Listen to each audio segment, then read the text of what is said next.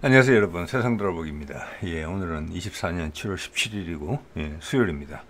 자, 트럼프가 이제 러닝메이트를 소개하고 공화당 이제 후보 지명대회가 이제 본격적으로 진행이 되고 있는데 거기에 대해서 이제 국내 반응들이 나오죠. 예, 그래서 그 반응들을 보고 드는 생각들을 다른 여러 가지 일들하고 섞어서 한번 말씀을 좀 드려보려고 합니다. 예.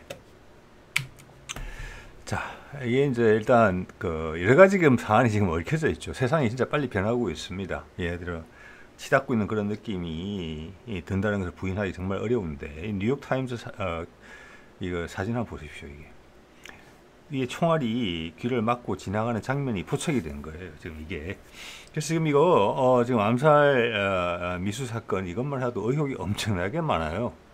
예, 이거 조금만 건드리면 금방 다 나올 것 같은데 지금 뭐 트럼프의 주변에 있는 이제 부통령 후보 그리고 어제 소개드린 터커 칼슨 같은 경우도 이것은 어, 어, 한 젊은이가 한 일이 아니다. 예, 여러 가지 정황을 봤을 때, 예, 그래서 이게 크게 이슈가 될 수도 있겠다. 미국 사람들이 우리 같았으면 이거 그냥 안 넘어갑니다. 절대로. 자, 이거 한번 볼게요. 총알이 지나가는 장면이 귀를 이제 막고 지나간 거죠. 이런 대단한 장면이 사진에 잡혔다는 것이고 이런 것처럼 불과 10년, 20년 전만 하더라도 아무렇지도 않게 대중의 눈을 막고 귀를 막을 수 있었지만 지금은 아닌 거예요.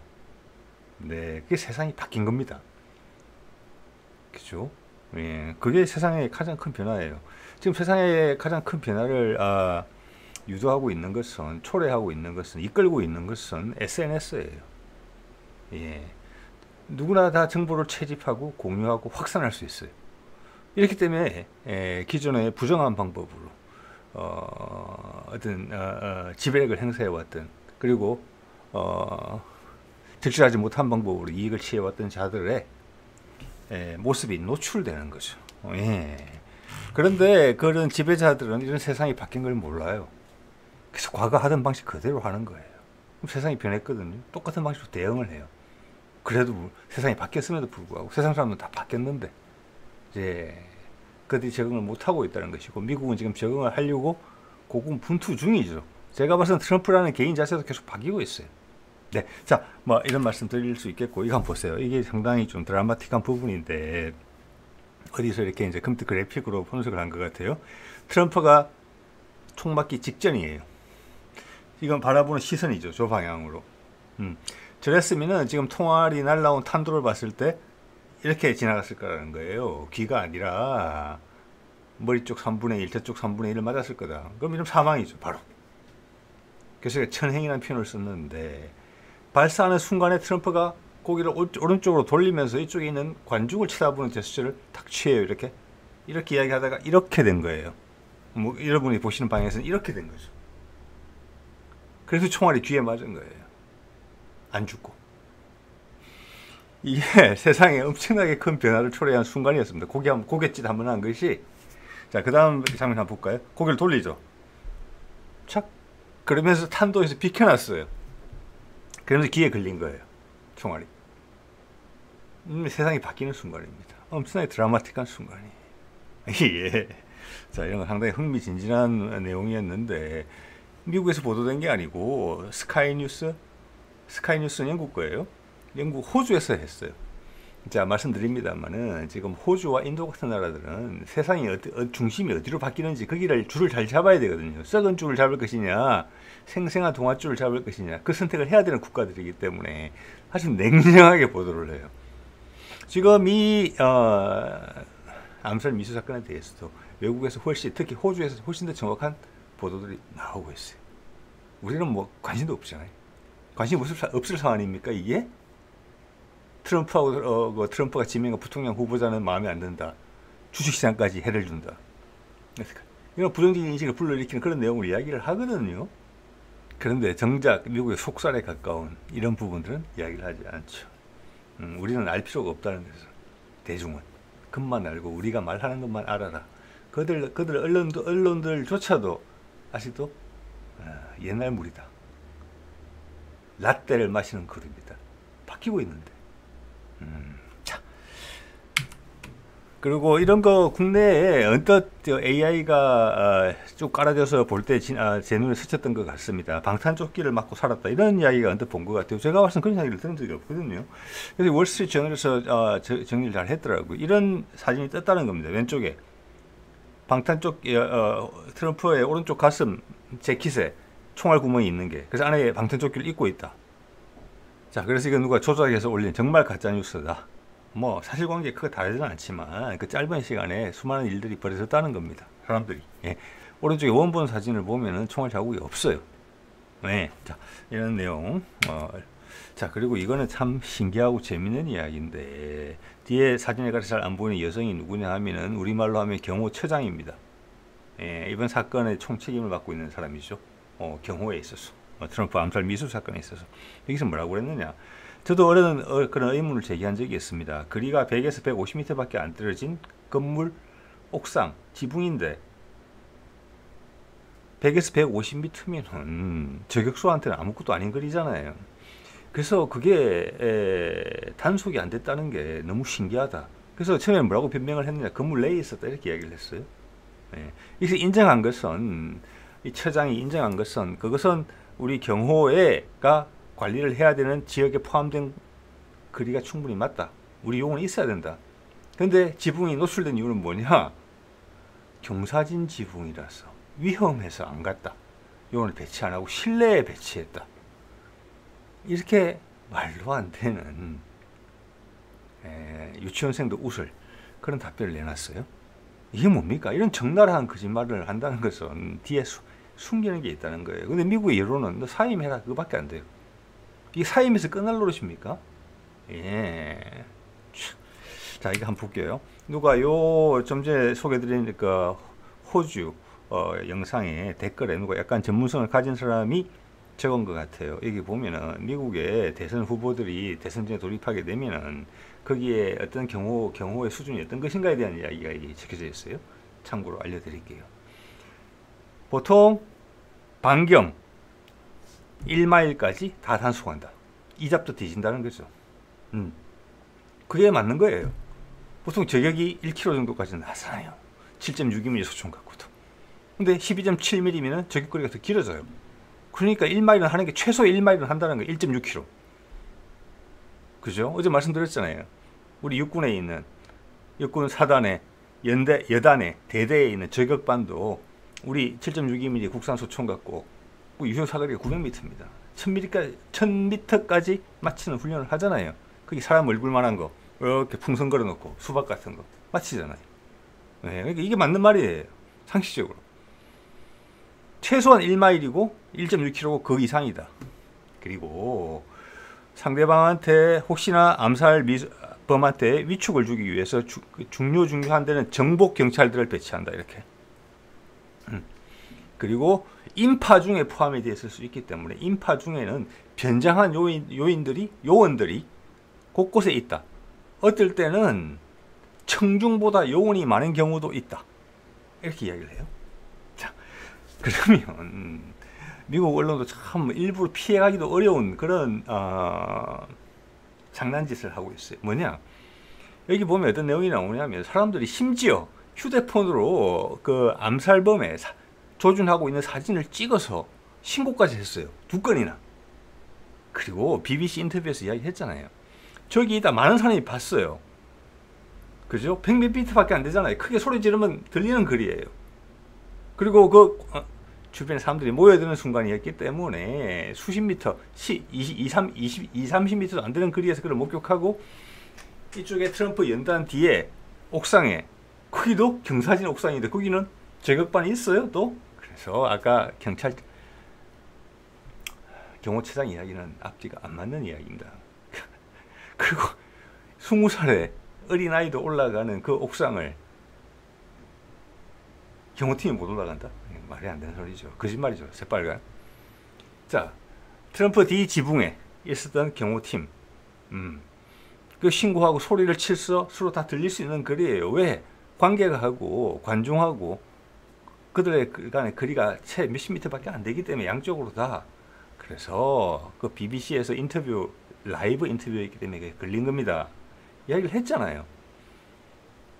그 위에 있는 저격팀도 그 사람을 봤다는 거잖아요. 암살범을. 그래서 조준까지 했잖아요. 그러면 쏴야 되는 거 아닌가요? 그리고 사람들이 신고를 하자 동네 경찰이 옥상에 올라갔잖아요. 지붕에. 저쪽에 총을 겨누니까 물러났잖아요. 그걸 무전기는 뭐 폼으로 차고 다닙니까? 어쩌고 저쩌고 하면 금방 다 됐을 거잖아요. 대통령 후보의 연설이잖아요. 이게 거짓말인 거죠. 자, 여기서 그 다음 단계는 플랜이 있다. 이겁니다. 바로 터커 칼슨이 이야기하는 것처럼 그냥 된 게 아니다. 예.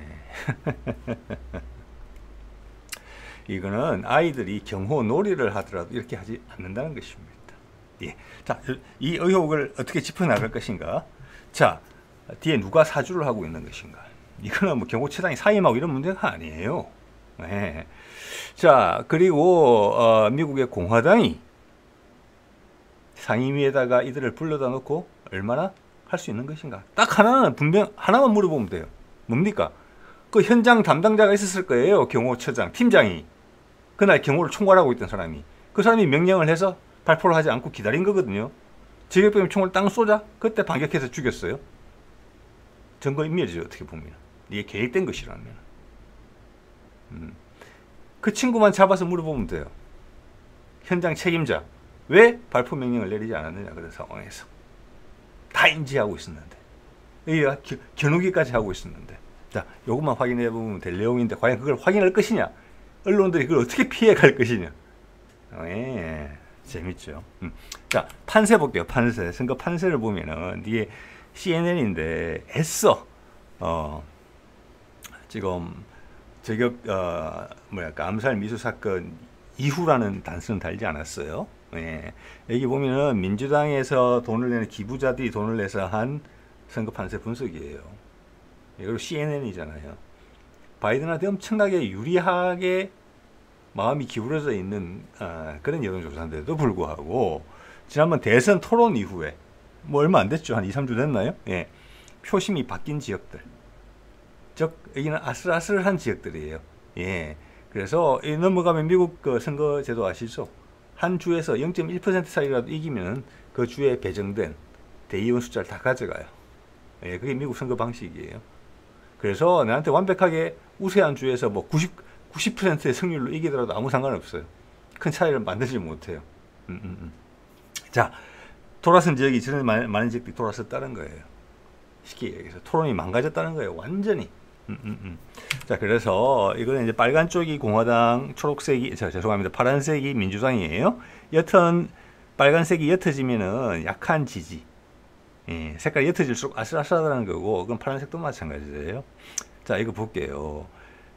대의원 숫자, 즉 인구가 많은 주가 중요하죠. 인구가 많은 주가 중요하고 지지율이 비등비등한 곳이 또 중요한 주예요. 그들이 어디로 넘어가느냐. 그래서 미국에서 스윙 보트라고 그러죠. 스윙 보트 주들. 이쪽에 투표할 수도 있고 저쪽에 투표할 수도 있고 거기 가서 선거운동 다 하는 거예요. 그들이 결정을 내니까 대선을. 여기 보면은 현재 판세를 보면은 트럼프가 320석, 320명의 대의원, 바이든이 200명, 208명이에요. 이게 예전에 제가 소개해드린 바 있지만 1, 2개월 전에만 하더라도 이 두 사람의 차이가 50 정도밖에 안 났어요. 50 정도밖에. 대의원 숫자로. 근데 지금 이게 100이 넘어갔잖아요. 그게 그만큼 박살났다는 겁니다. 자, 이렇기 때문에 이제 이대로 그냥 간다 그러면 민주당에서 후보를 교체한다, 뭐 교체할 가능성이 아주 많다고 봅니다. 예. 대통령 사임은 아니더라도 트럼프의 당선 가능성이 높아진다. 이러니까 이제 우리나라에 반응을 하는 거예요. 지금 이 분위기 보고. 근데 대부분 부정적인 반응을 보이더라. AI가 저한테 소개시켜준 기사들을 봤을 때. 저는 그게 그렇다고 일반적인 보도 분위기라고 봅니다. 또 국내 현안들도 많고 하기 때문에. 자, 해볼게요. 뭐라고 이야기를 하고 있느냐. 공화당의 부통령 후보 벤스, 어제 제가 잠깐 소개를 드린 바가 있습니다. 트럼프보다 더한 고립주의자다. 고립주의자, 이게 무슨 말인가? 여러분 생각해 보세요. 트럼프도 고립주의자인데 더한 고립주의자다. 이 말이 뭐냐? 이 고립이라는 게 무슨 말이냐? 근데 우리가 중국하고 미국 간의 패권 경쟁이다라는 표현을 자꾸 쓰고 있죠. 예, 우리나라에도 미군이 와 있죠. 전 세계 수많은 곳에 미군 기지들이 있죠. 전 세계를 군사적으로 장악하고 있죠. 그래서 그런 패권 경쟁 구도를 이야기하는데 고립이 뭐냐? 그러면 고립주의자는 뭐냐? 이게 이 단어 선택에 많은 고심이 있었을 거라고 봅니다. 가장 부정적인 인식을 줄 수 있는 트럼프의 판단에, 외교적 판단에 대해서 가장 부정적인 인식을 줄 수 있는 단어를 골랐다고 봅니다. 고립의 반대어가 뭡니까? 그럼 바이든이 하고 있는 것은 팽창주의자인가요? 즉, 전 세계 무대에서 패권을 행사하고 있다는 건 누구나 다 알고 있는 거잖아요. 그 트럼프는 이야기하는 거잖아요. 우리는 더 이상 패권 놀이 할 수가 없다. 얻는 것보다 잃는 게 훨씬 더 많다. 세상이 바뀌었다. 트럼프 이야기하지 않습니까? 대선 토론회에서 우리는 세상의 인심을 잃었다. 신뢰를 잃었다고 그랬어. 그래서 미국은 이미 내리막에 들어섰다라고 해석되는 발언을 한 거예요. 그래서 우리는 우리 내부 일을 단속해야 된다. 옛날처럼 골목대장 놀이를 할 수 없다. 그걸 고립주의자라고 몰아붙인 거예요. 벤스는 더 그렇다? 이게 무슨 말이냐? 이 강력한 팀을 구성했다는 이야기예요. 어제 말씀드렸죠. 터커 칼슨 이야기를 입을 빌려서 제가 말씀드렸습니다. 공화당 내부에서 여러 가지 트럼프한테 제안이 많이 들어갔다. 후보군이. 트럼프의 의견에 반대하는 사람들도 많았다. 자, 그래서 제가 말씀드렸습니다. 트럼프는 공화당의 껍질을 명찰을 달고 있지만 공화당이 아니다. 좌파도 아니고 우파도 아니다. 되게 현실파다. 미국의 현실을 직시하고 있는 그런 부분들이 있다. 그래서 이거는 거기에 대한 위기의식을 느낀다는 거예요. 미국이 다 싫어한다는 겁니다. 지금. 그래서 총을 맞은 거예요. 계획된 거죠. 네, 케네디랑 똑같은 거예요. 민주당도 싫어하고 공화당도 싫어해요. 그때는 결국 케네디를 제거한 다음에 구소련을 붕괴시키면서 패권국이 됐잖아요. 예, 그래서 구소련과 화해하지 않는 게 맞았을 수도 있어요. 근데 지금은 그러냐? 아니라는 거예요. 예, 그래서 바이든의 폭주 이야기를 계속 하는 겁니다. 그래서 트럼프가 이야기하는 거지 않습니까? 바이든은 3차 세계대전 할 수도 있다. 근데 지금 우리가 옛날 같지가 않아. 구소련이 망하기 전에 그때 상태야. 지금 현재 미국은. 이런 이야기를 하고 있는 겁니다. 냉정하게. 예. 그래서 그 방향을 확고하게 잡았다. 그래서 트럼프가 지난번에 대통령 할 때만 하더라도 그 내부에 있는 그 세력들, 민주당이 되든 공화당이 되든 99% 같은 거잖아요. 그 세력들이 많은 걸 막았었다. 대표적인 게 김정은과의 북미 종전선언이죠. 제가 가끔 이제 제가 참고하는 맥그레거. 예, 그때 국방장관 자문위원을 했죠. 예, 그 사람 괜찮은 사람이에요. 그 사람을 국방보좌관으로 삼으려고 했어요. 힘에 의해서 밀려났죠. 그래서 국방부 차관을 시키려고 했어요. 이제는 그것도 국방장관이 반대했어요. 그래서 국방장관 보좌관밖에 안 됐던 거예요. 자, 그 견고한 힘이 막아섰다는 거예요. 공화당이든 민주당이든 상관없이. 이번에는 트럼프가 집권하게 되면 그렇지 않을 것이라는 신호를 강하게 보내는 거예요. 진짜 바뀌는 거죠. 예, 무리한 거 안 한다. 유럽에서 빠져나온다. 우크라이나에서 빠져나온다. 그게 순리다라고 이야기하는 거예요. 한반도는요. 다시 김정은과 이야기를 하겠죠. 예, 미국의 이해관계를 지켜내기 위한데 상당히 유리한 것이니까. 자, 그런 이야기는 더 이상 드리지 않겠습니다. 이미 우크라이나전을 빠져나가는 방식하고 북미 종전선언은 서로 연동되어 있다는 것이고 거기에 대해서 푸틴하고 트럼프는 교감이 있다. 얼마 전에 헝가리 대통령 다녀갔죠. 또 전령으로서. 그런 거예요. 그래서 푸틴이 지금 정말로 큰 한숨을 돌렸을 겁니다. 트럼프가 안 죽어서. 네. 그래서 이 표현을 보면은 다 읽히잖아요. 트럼프가 대통령이 되면은 러시아랑 바로 화해가 한다. 그 화해하는 방식은 북미 종전선언이다. 예전에는 러시아와의 아무 문제가 없는 상태에서도 트럼프는 아주 깊은 관심을 보였죠. 김정은을 뭐 3번 정도 만났잖아요. 북미 종전선언을 위해서. 신통하게 생각했던 부분이 분명히 강하게 있었거든요. 결국은 매파들을 반대로 못했죠. 근데 지금은 훨씬 더 강한 권력을 행사할 거예요. 목숨까지 잃을 정도의 위기를 맞았잖아요. 그들의 목숨을, 그의 목숨을 노린 거잖아요. 그때 반대했던 그 세력들이. 미국의 방식이 아니다라는 거. 트럼프는 이야기하는 거죠. 미국의 현실이 바뀌었다. 너 우리나라 사람들 다 죽일 셈이냐. 우리나라 사람들 전부 다 거지로 만들 것이냐. 남미에 있는 여러 국가들처럼. 예, 그런 이야기 하는 거예요.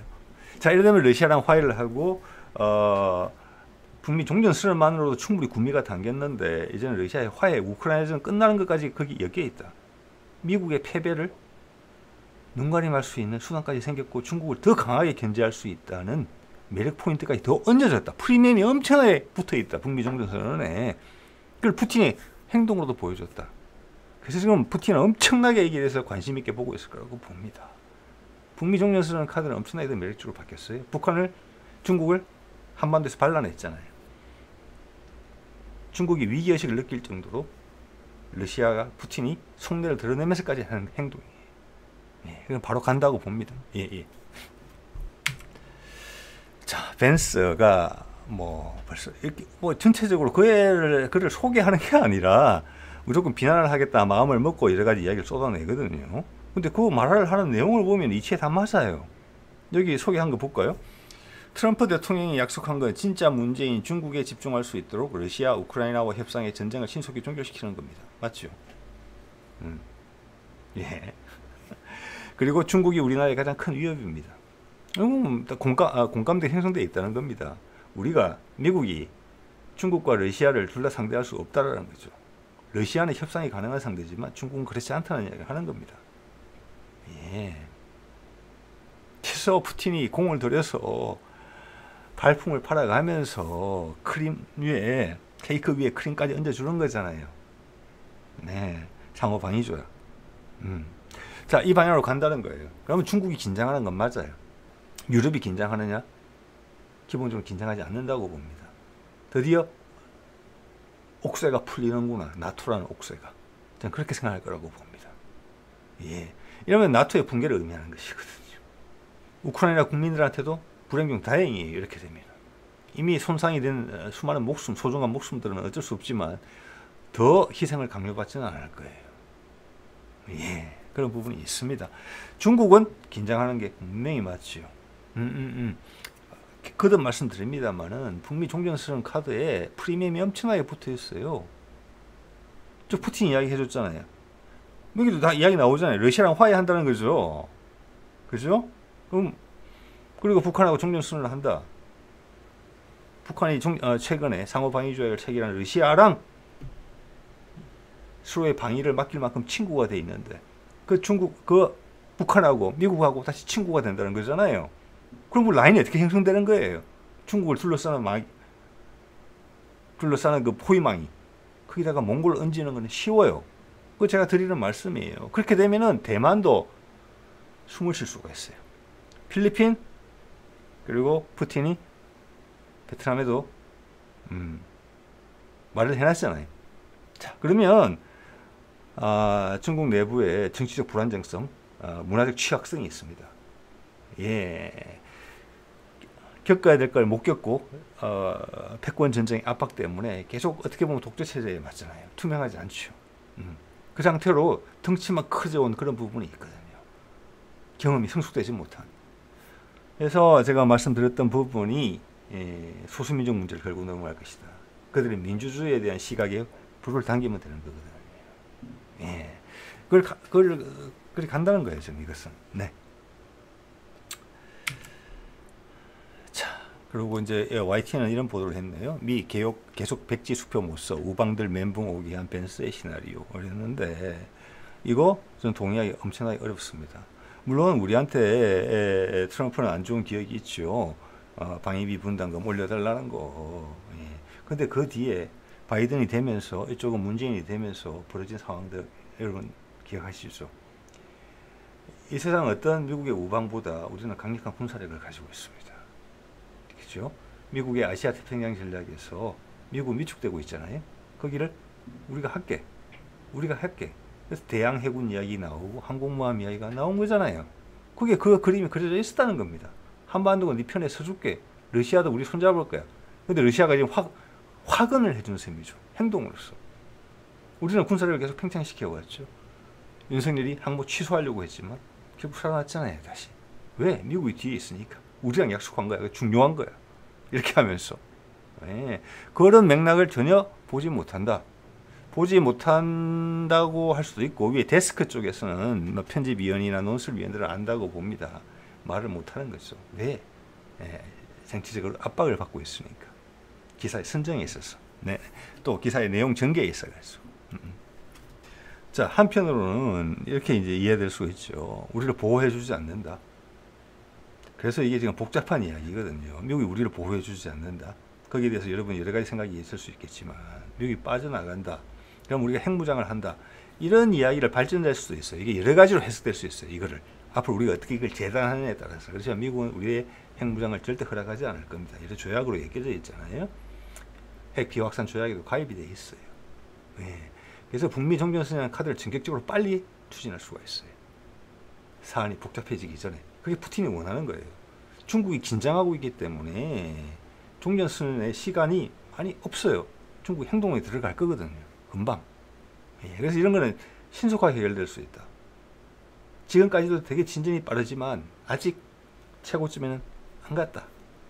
그런 말씀 드릴 수 있겠어요. 예, 예. 자, 제가 그래서 이런 내용을 다뤘던 거잖아요. 지금 반스도 그걸 같이 동감해주고 있는 것이고, 반스를 좀 대통령 후보로 삼았다는 것은 공화당의 주류의 흐름과 다르다는 거예요. 둘 다 돈키호테예요. 근데 그게 미국의 이해관계에 맞아요. 한반도 이해관계에 맞아요. 그래서 일단 바로 보고 있어요.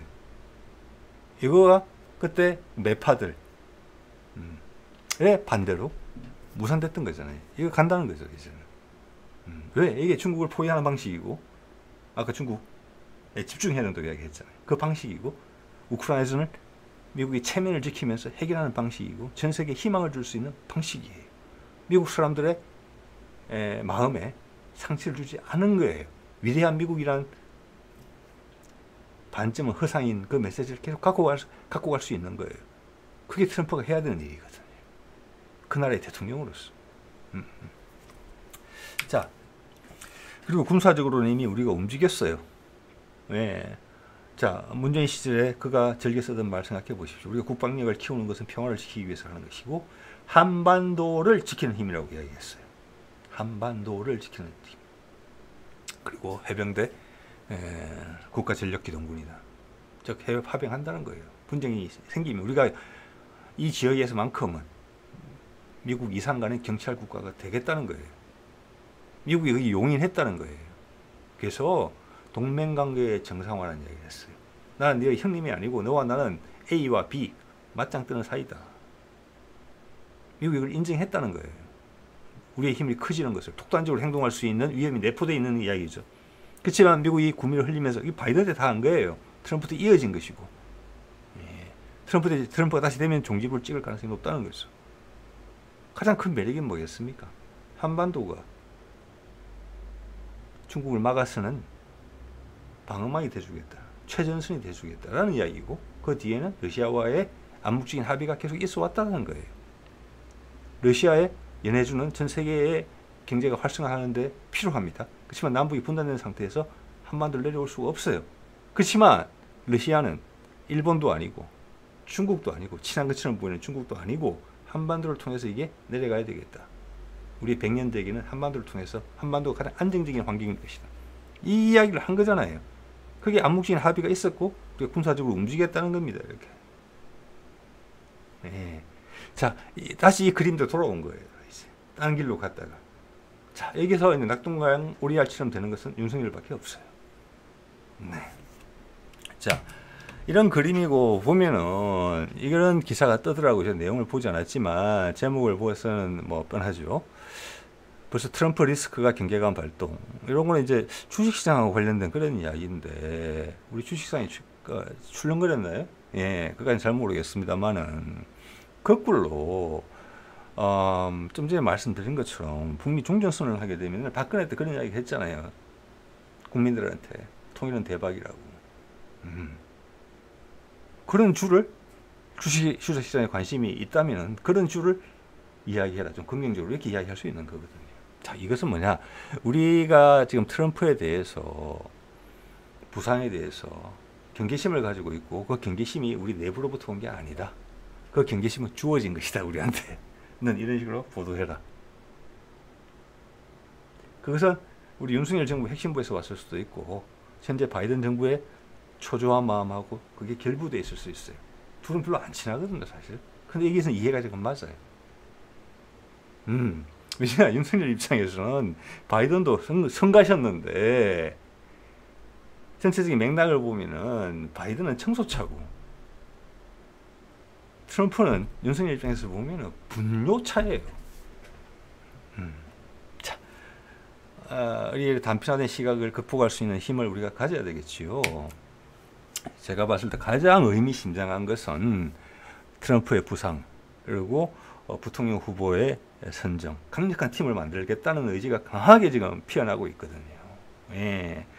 그게 미국은 우리보다 더 힘든 일이에요. 우리는 지금 수십 년 동안 지지고 볶고 뭐 탄핵도 시키고 뭐 시위도 있고 뭐 혁명도 있고 이러면서 국민들의 인식 수준이 현실과 상당히 가까운 나라 중에 하나예요. 아마 최고로 가까울 거예요, 전 세상에. 근데 미국은 괴리가 엄청나게 멀거든요. 현실 감각이 제로예요. 그걸 현실로 돌려놓는, 현실 감각을 가지게 만든다? 혁명이 아니고 전쟁이 아니고 그걸 트럼프가 좀 해보겠다는 거잖아요. 그러니까 죽을 뻔한 거죠. 자, 그런 사건과 지금 트럼프와 벤스의 부상, 엄청나게 견고한 팀이 될 거고 강한 힘으로 밀어붙일 것 같은데 두 번째니까 가장 저한테 의미 있게 보이는 거는 이 제목입니다. 이것도 제목만 제가 본 겁니다. 외교 통일위원회인가 뭐 그럴 거예요. 등판한 민주당 어벤져스. 그래서 강력한 의원들이 배치됐다는 것을 의미하는 거예요. 이게 중요하다는 거예요. 그러면서 이재명이 여기 갔어요. 제가 기억하기로는 지난번 국회에서는 국방위에 있었거든요. 이게 이해가 돼요.